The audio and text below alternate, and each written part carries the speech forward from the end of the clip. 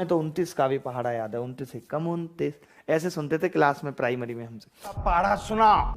जय हिंद सर, पहले जय हिंद करनी पड़ती थी मास्टर को प्राइमरी में।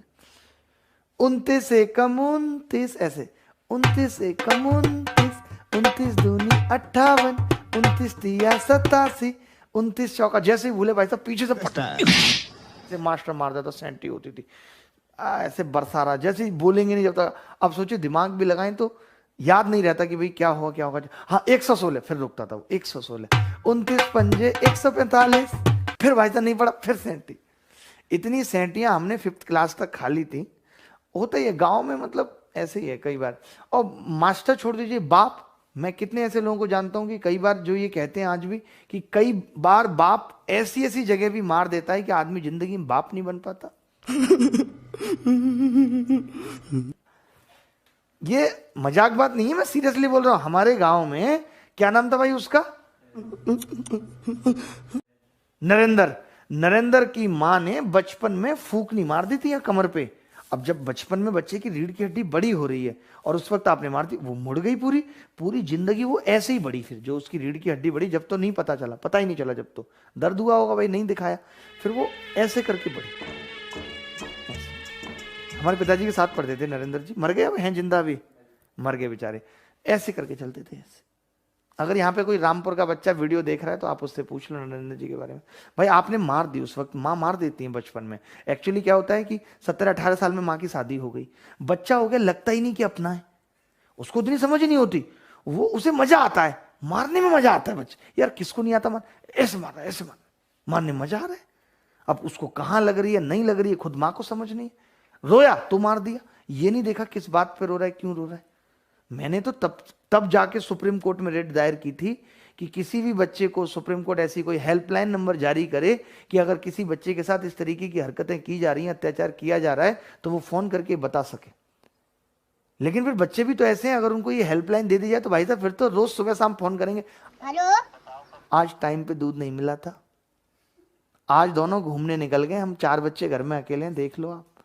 ओ भाई साहब, माँ बाप की एस्टेसी, बार बार पुलिस पकड़ के ला रही, घूम रहे बच्चे घर में पड़े, चल लेंगे।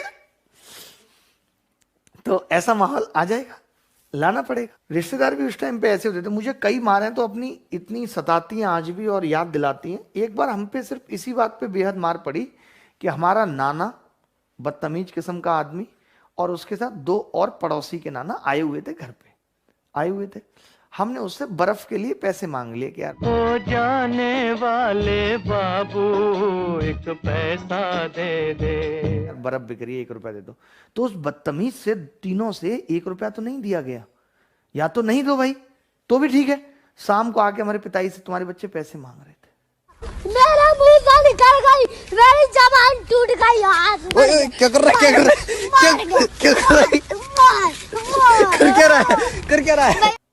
भाई माँ बाप को बुरा लगता, पैसे मांगे थे, ठीक ले भाई, दे डंडा। ऐसी सुताई हुई थी, कभी कभी अभी भी अगर पुरवाई हवा चलती है तो कमर में चिर की आवाज आती है। मुझे आज भी इस बात का अफसोस है कि अगर आपसे कोई मांग रहा है, मैंने ऐसा बहुत रिश्तेदारों में अपनों में देखा कि हम उनसे कुछ मांगे, मेरे 90% रिश्तेदार ऐसे हैं, अगर आप उनसे मांगे चलेगा, वो देंगे नहीं, बट वो 15 रिश्तेदारों को आपका वो मैसेज जरूर फॉरवर्ड करेंगे कि देखिए जी आप ये 15 लाख रुपए मांग रहा था या 15 रुपए मांग रहा था, मैंने तो 1 ही रुपया मांगा था। सोचिए क्या जरूरत थी बताने की, क्या पेट के अंदर नहीं पचा सकता था इस बात को, बताओ। बट लोग होते हैं ऐसे, क्या कर सकते हैं। नाना से कुछ मत कहना, मां हमारी बहुत डिसेंट फैमिली से थी। नाना वो हमें पता है कितनी डिसेंट फैमिली से थे और कितनी से नहीं थे। सबको ऐसे ही लगता है कि माँ हमारी बहुत डिसेंट फैमिली से थी। हमारी माँ दहेज में कंचे लाई थी भाई साहब, नाना से हमारे पढ़ाया नहीं गया, माँ को कंचे खेलना जरूर सिखा दिया था और दहेज में लेके भेजे थे, बेटा खाली टाइम में खेल लियो। 0 AB अब 3, 7 और 13 से विभाज्य है। खैर मुझे इस बात का बहुत गर्व है और मैं गर्व के साथ कहता हूं कि मैंने अपने माता पिता को बहुत अच्छा जीवन दिया और बहुत सब कुछ जो जीवन में वो सोचते थे, जैसा करना चाहते थे, उससे भी कहीं बहुत ज्यादा ऊपर दिया। तो मुझे कोई अफसोस नहीं है, किसी नाना से कोई शिकायत नहीं है।